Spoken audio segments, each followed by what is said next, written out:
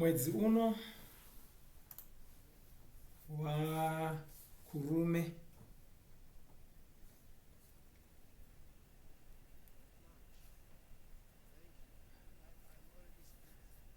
ndanga ndiri kutofunga zvemwedzi yekumberi uko tava mumwedzi wakurume.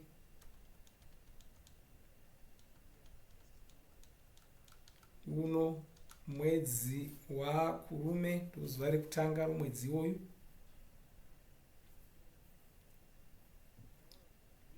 Ndoda kukuverengerai ndima dzakati kuti ndigone kutsanangurirai shoko romwedzi uno. Mwari ngavatendwe. Haleluya. Totarisa muna Dheuteronomy 5 ndima ya31 chete. Asi iwe mira pano pandiri kuti ndikupe zvandakarayira, mitemo nemirayiro yose yaunofanira kuvadzidzisa kuti vazviite panyika yandinovapa kuti ive yavo. Tarira ndima inotevera yacho. Saka chenjerai kuti muite zvamakarayirwa naJehovha Mwari wenyu, musatsauka kurudyi kana kuruboshwe. Toenda naDheuteronomy yakare chitsauko 14 ndima 20. Vanzi uye haafaniri kuzviona seari nani kupfuura hama dzake, agotsauka kubva pamurayiro kurudyi kana kuruboshwe.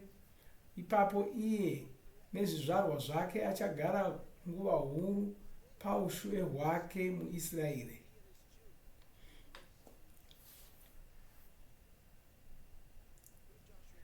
Endai kuna Joshua yekutanga, totanga pandima ye9.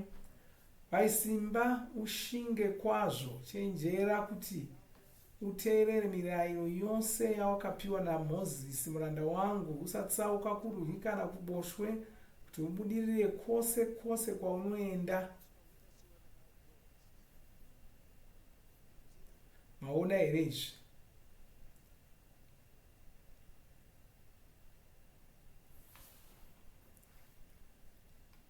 Haleluya.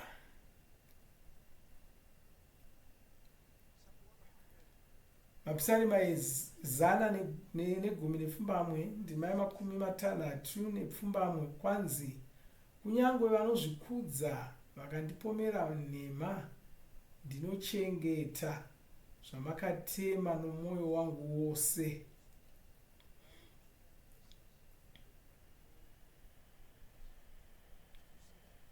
Wazviona here izvozvo?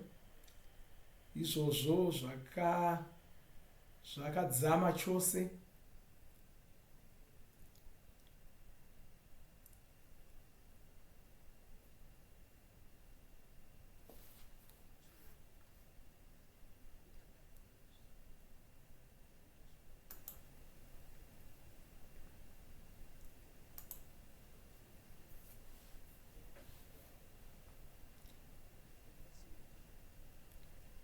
Ngaititarise manyorerwo akaitwa ndima iyoyi yataverenga iyi mune rimwe bhaibheri. Kwai vanhu vasina Mwari vanongoreva nhema pamusoro pangu, asi ini ndinongoramba pfungwa dzangu dziri pane zvamunotaura. Saka unofanira kugara pfungwa dzako dziri pane zvinotaurwa naMwari. Zvina basa kuti vari kuti chii, nhema hadzina kwadzinoenda.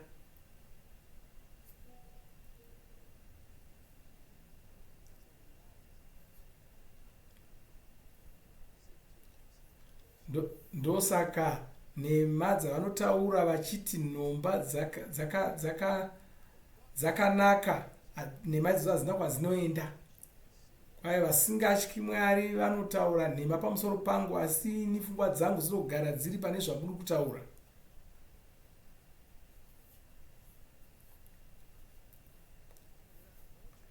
Ndoda kuti zvekare kuti mutarise navaroma yechina ndima 10.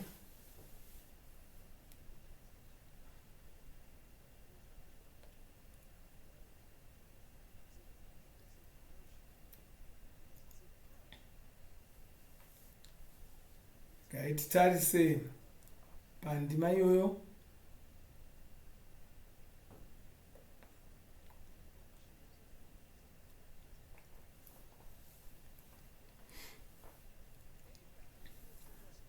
Kwai rumbe rwake kureva Abrahama haruna kupera simba, akanga ava nemakore 100 hake, muviri wake wakanga wafa. Asi iye haana kutarisa izvozvo, chizvaro chasara chakanga chafawo, asi iye haana kutarisa izvozvo zvekare. Haana kuodzwa mwoyo nezvinhu zvose izvozvo.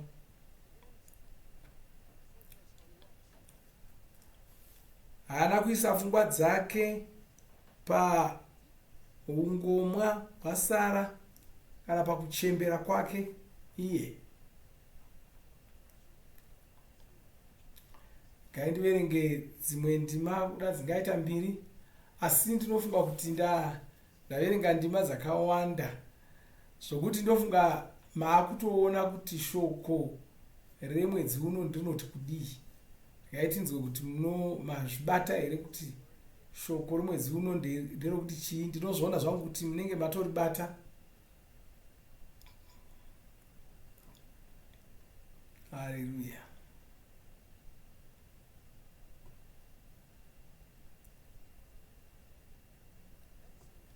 Regai ndione kuti zvamuri kufunga ndizvo here kana kuti hazvizvo. Regai nditange nokubvunza vana Gwenyambira vari pano. Regai vatiudze.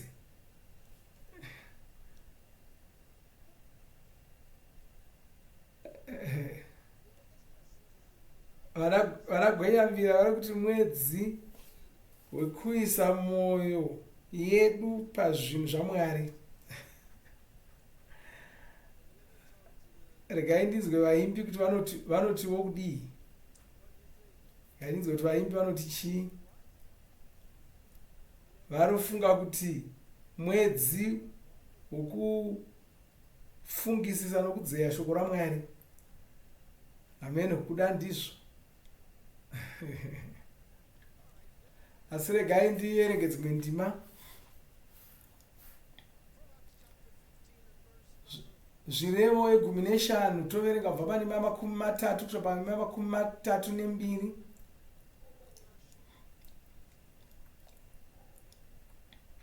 Kwai uyo anoteerera kutsiura kunopa upenyu achagara pakati pavakachenjera. Uyo asina hanya nokurangwa anozvizvidza iye pachake, asi ani nani anogamuchira kurayirwa achawana kunzwisisa.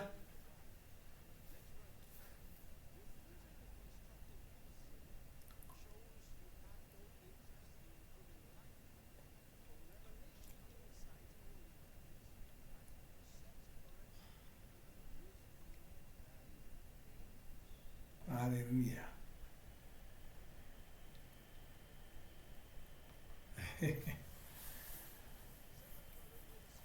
Tsamba yechipiri kuvaKorinde chitsauko chechina ndima 19. Kwai ndokunge tikasatarira pazvinhu zvinoonekwa nemeso enyama, asi pane zvisingaonekwi nemeso enyama. Nokuti zvinoonekwa nemeso zvinopfuura, asi zvisingaonekwi izvi ndizvo zvinogara nekusingaperi.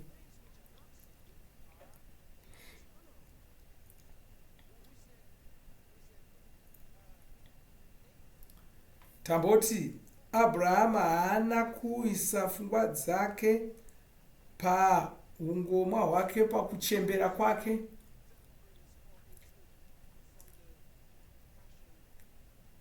Ngaitiverenge zvekare tsamba yechipiri kuvaKorinde chitsauko chechina ndima 19. Nokuti munoona kwanzi ndokunge tikasatarira pazvinhu zvinoonekwa nemeso enyama, asi pane zvisingaonekwi nemeso enyama. Nokuti zvinoonekwa nemeso zvinopfuura, asi zvisingaonekwi izvi ndizvo zvinogara nokusingaperi. Haleluya.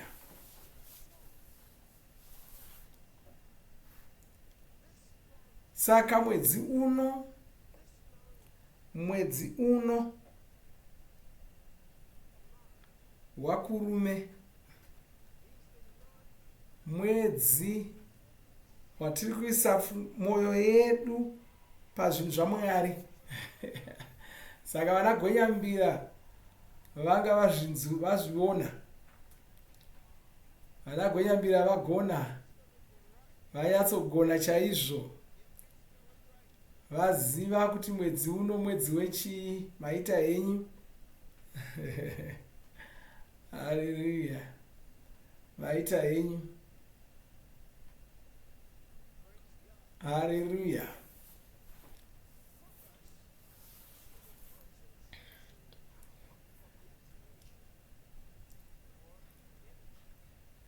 Izvi zvinoreva kuti unenge wakaisa mwoyo wako, pfungwa dzako nesimba rako pane chimwe chinhu chinova zvinhu zvaMwari. Kana Mwari vakange vatiudza saizvo kuti tiise mwoyo yedu pane chimwe chinhu, havadi kuti pawane chinhu chinotibvisa pachinhu ichocho chavanoda kuti tiise mwoyo yedu pachiri. Havadi kuti tibvise mwoyo yedu pachinhu ichocho.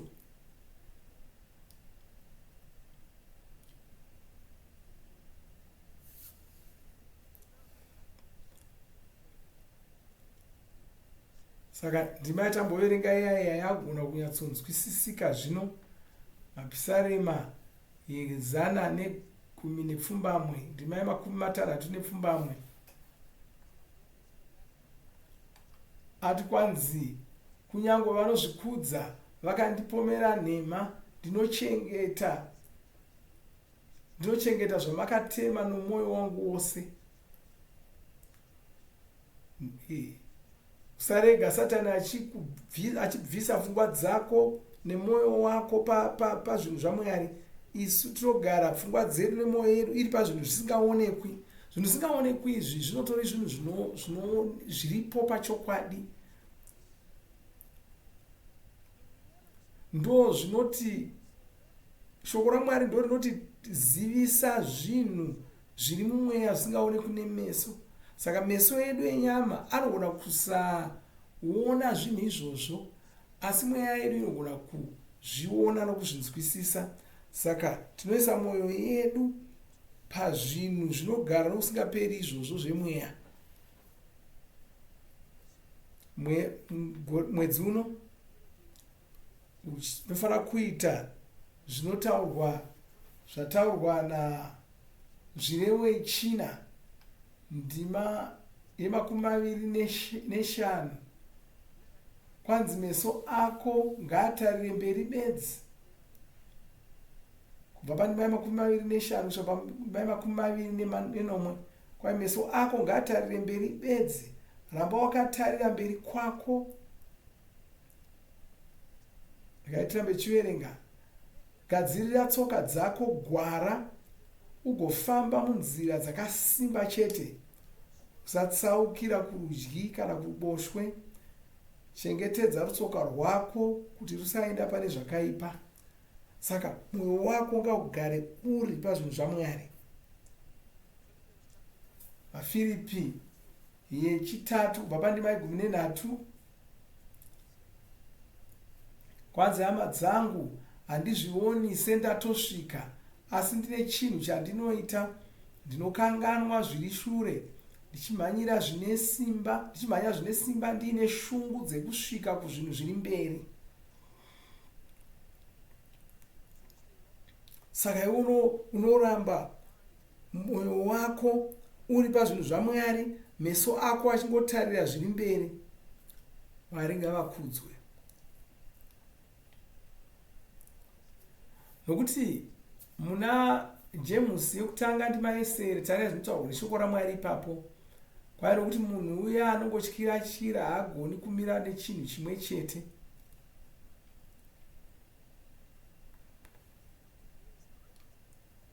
Kunge munhu asikagoni kumira pachinhu chimwe chete, utera hwakashata ihwohwo. Saka usava munhu akaita saizvozvo. Gara mwoyo wako nepfungwa dzako dziri pazvinhu zvaMwari, wakazvipira kuzvinhu izvozvo.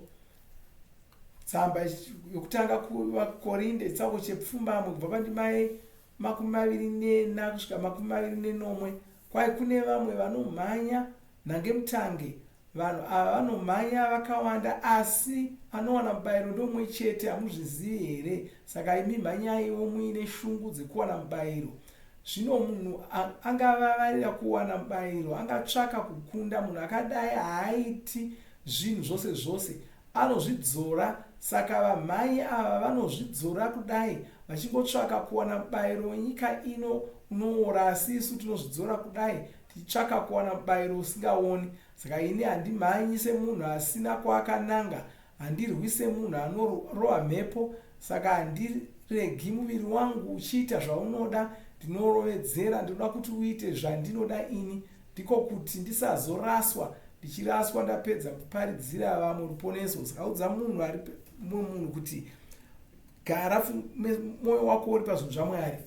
Isaya 23:3 ngaitiitarise iyoyo. Kwanzi munhu anoramba pfungwa dzake dzakati kwati kwati nemi, munomuchengeta ari murugare chairwo, nokuti anovimba nemi. Anoramba pfungwa dzake dzakamira pana Mwari. Kwai ukagara pfungwa dzako dziri pana Mwari, unowana rugare. Vaya vanorega pfungwa dzavo dzichingomhanya mhanya kwese kwese, ndo vanopedzisira vachityira, vokoniwa kuvimba naMwari. Ndo vanenge vasina rugare, vasingagoni kugadzikana. Asi Mwari vanopa rugare rwakakwana kumunhu uya anogara pfungwa dzake dziri pavari, nokuti munhu iyeye anenge achivimba naMwari pachokwadi. Saka mumwedzi uno mwoyo wako uchagara uri pazvinhu zvaMwari. Pane zvinhu zvawakarayirwa naMwari kuti uite here? Pfungwa dzako nemwoyo wako ngaugare uri pazvinhu izvozvo. Koshesa zvinhu izvozvo, koshesa zvinhu izvozvo. Uye gara mwoyo wako uri pana Jesu. Ngativerenge tsamba yechipiri kuna Timoti, chitsango chechipiri ndima yesere. Kwai saka ndinorayira kuti varume vasimudze maoko avo matsvene. Jesu ndo vanofanira kukoshesa upenyu hwako nemushumiro yako. Takuti mwoyo wako ugare uri pana Jesu, ndo vanofanira kukoshesa upenyu hwako nemushumiro yako. Kwai vaHebheru 12 ndima yechipiri. Kwai tibvise meduso edu pane zvimwe zvose, timaise pana Jesu, iyo mhare pakuvimba naMwari. Vanova ndivo vatinofanira kutevedzera, avo vakashingirira vari pamuchinjikwa, vakasava nehanya nekunyadziswa kwavo, asi vagara pasi zvino vari kurwirwe rwechigaro chaMwari cheushe.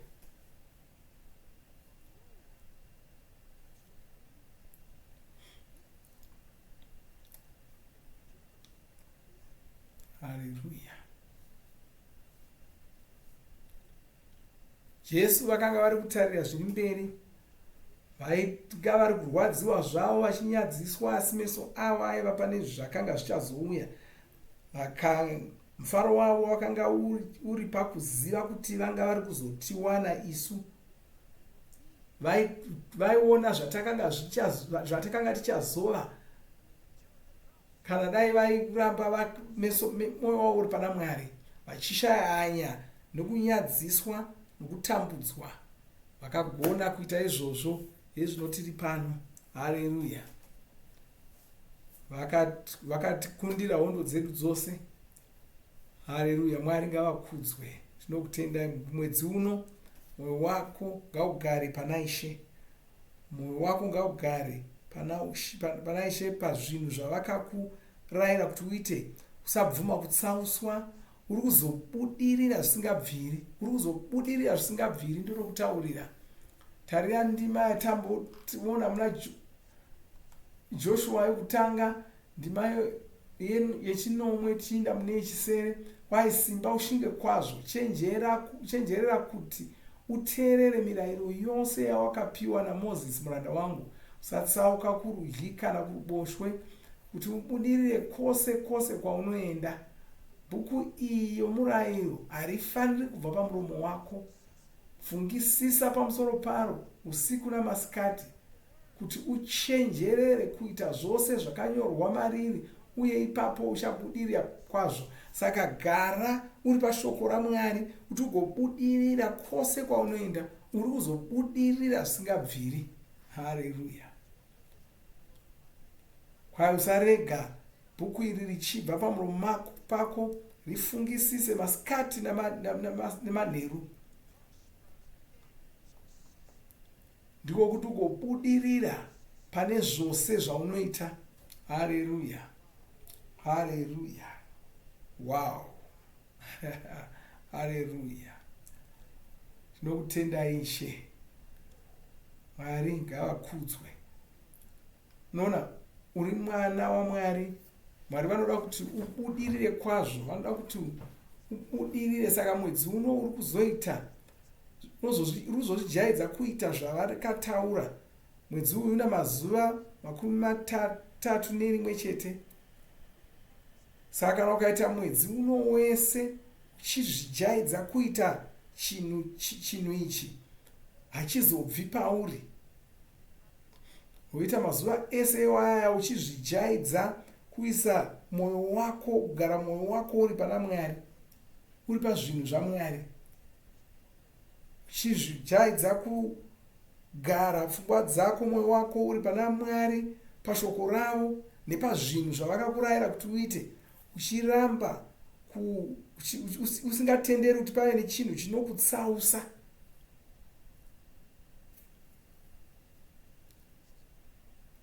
Wotaura kuti mwedzi uno ndiri kuzogara mwoyo wangu uri pazvinhu zvaMwari, handisi kuzotsauka kuruboshwe kana kurudyi, ndiri kutarisa zviri mberi, ndiri ngofamba nichienda mberi chete, ndiri kumhanya nhangemutange iyi, hapana chiri kundikanganisa.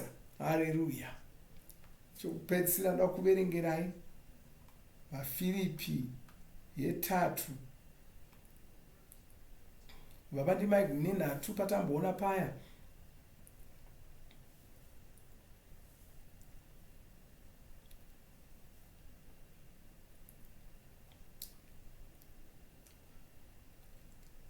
Ndoda kupfuura ipapo nichipinda mundima 14. Hama dzangu, handizvioni sendatosvika, asi ndine chinhu chandinoita. Ndinokanganwa zviri shure, ndichimhanya zvine simba, ndine shungu dzekusvika kuzvinhu zviri mberi. Ndinovavarira kusvika ikoko kune mubayiro mukuru. Meso ako ari pamubayiro mukuru here? Tanzwa pamusoro paJesu. Meso avo anga ari pamubayiro wakanga uri kuzouya, nokuti vanga varingofunga pamusoro pomubayiro. Vakashaya hanya nokunyadziswa, vakashaya hanya nomuchinjikwa. Havana kuita hanya nekunyadziswa kwese, nokuti vane mubayiro wavakanga vari kuona. Kwanzi ndinovavarira kusvika ikoko kune mubayiro mukuru, uyo wandakarongerwa naMwari uri muna muponesi Jesu. Pane mubayiro wauri kuzowana. Saka ini ndinovavarira kusvika ikoko. Saka wogara pfungwa dzako nemeso ako ari pane zviri mberi. Mwambona zvandakapokutaridzai zvevana vaimhanya, mumwe akapiwa chitanda ndokutendeukira kumashure, ndokutanga kumhanya achidzokera kwabva vamwe, achimhanya chaizvo, achimhanya zvakanyanya, vamwe vachienda uku iye achienda uku. Hapana kukunda kwanga ari kuzoita achimhanya achidzokera kumashure saizvozvo. Vanhu vakaedza kutomuti hewo dzoka, vachidaidzira kudaro vaitofunga kuti ari kutokuzwa, achitanga kutomwedzera kumhanya. Ndozvakaita vamwe vanhu, vanomhanya vakananga divi risiro. Kwai ndinovavarira kusvika ikoko kuno mubayiro, kune mubayiro mukuru uyu wandakarongerwa naMwari uri muna muponesi Jesu. Uri kumhanyira here kumubayiro, kana kuti une zvimwe zvauri kutsvaka nokuvavarirawo? Hazvina basa kuti basa raunoita nderechii. Muponesi Jesu ndo wanofanira kunyanya kukoshesa pane zvose zvaunoita.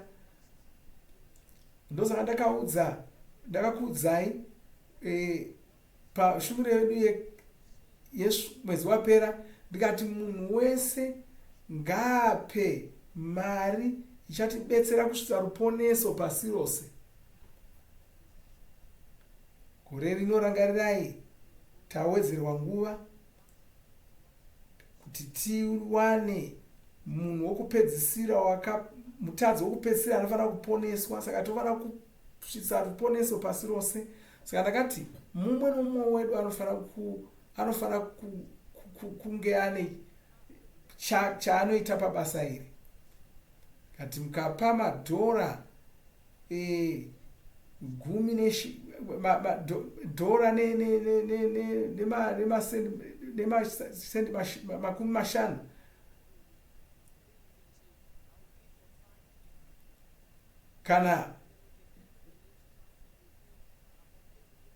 kana uchitogona unogona kutopa yakawanda kuti tigobhadharirawo vamwe vanenge vasina. Tinozovaudza vanhu vaya toti mabhadharirwa naningi, itai izvozvo mumasangano menyu. Vanenge vasina mari zvachose vobhadharirwa navamwe. Mumwe nomumwe anofanira kuwana yaanobhadhara, yaanounza. Kana ukasapa mari kubasa rekusvitsa ruponeso pasi rose nenzira yandiri kutaurawo, uchazoti kudii kuna tenzi? Uchazoti wakavaitirawo chii?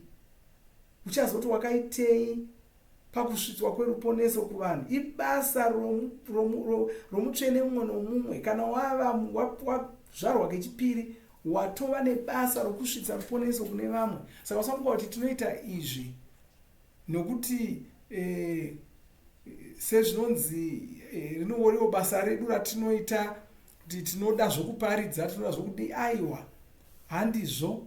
Zvasikasiyana nokunge uri murimi kana kuti chiremba kana mukoti kana chii. Aiwa, handizvo. Handiwo maitiro atiri kuita izvi. Hazvina basa kuti une basa ripi raunoita. Zvina basa kuti chii chaunoita panyika pano, kana kuti wakafuma here kana kuti uri murombo. Hazvina basa izvozvo. Unofanira kuwana chaunoitawo kuti ruponeso rusvike kuna vanhu. Chii chawakaitawo chawati waita kubatsira kuti marhapsodi asvike kuvanhu? Izvozvi takatarisana nevhuseri rekuporesa. Chii chauri kuita kuti vanhu vaporeswe muvhuseri rirori? Zvinhu izvi zvakakosha. Unofanira kunge uripo pabasa iroro. Unofanira kubatana nesu pazvinhu izvozvi. Zvinhu zvatiri kuita, tine zvinhu zvatiri kuita pasi rose. Tine zvikoro zvatakavaka, zvine vanhu vakawanda vari kuenda. Vanopinda ikoko kuzvikoro izvozvo havana mari yavanobhadhara. Tinovapa nhumbi dzokupfeka, tovapa mabhuku okuverenga. Uye muzvikoro izvozvo tinenge tichivadzidzisa zveshoko raMwari. Vana vose vanobvapo vakuziva Mwari. Havangobvi vachingoziva zvidzidzo zvokuchikoro chete, asi vanobvapo vakuzivawo Mwari, nokuti mweya waMwari vanenge mavari. Ndozvatinoita pasi rose. Tine zvikoro zvakadero zvakawanda, tinoramba tichingovhura zvimwe. Iwewe batana nesu kuita mabasa iwaya. Pane zvekurapa vanhu tine zvatiri kuitazve. Zvimwe zvatiri kuronga kuita kutanga gore rino, toda kuti zvipatara zvedu zvive nevanhu vazvinorapa mahara. Saka tichida kutsvaka kuti vanhu vatogona kuti vanorapwa mahara ndavapi. Iko zvino chipatara chatinacho, chipatara ndechimwe chezvipatara zvakanakisisa muNigeria mose. Zvatinoda kuti tiite ipapo, toda kuti vanhu vagone kurapwa vasingabhadhari chinhu, nokuti zvipatara zvinodhura, asi izvo zvinoreva kuti tinofanira kuwana vanhu vanotipawo mari kuti tikwanise kurapisa vanhu mahara. Saka ndiri kuda kuti mufunge pamusoro pazvo, nokuti takaisa mari yakawanda kuvaka chipatara ichocho. Saka ungada kunguya umbochiona chipatara ichocho uone zviri kuitika ikoko. Saka ronga zvaungaita kubatsira kuti ruponeso rusvike pasi rose mugore rino. Ita zvinhu zvausati wakamboita. Uye tinoda kuvaka zvimwe zvipatara munyika dzinoda zvipatara zvakadaro. Notenda Mwari.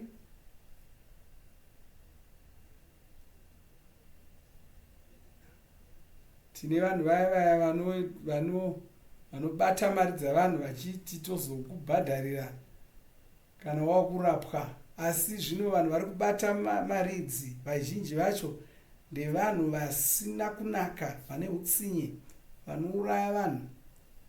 Ndosaka vatsvene chaivo ndo vanofanira kunge vari kuita izvozvo, vachibata mari dzavanhu dzinozovarapisa kumberi uku. Dzinofanira kubatwa navanhu vanovimbika, kwete makoronyera.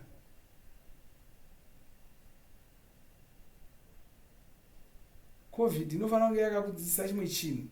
Inofanira kunge yakakudzidzisa kuti kune vanhu vanoutsinye uko. Haleluya.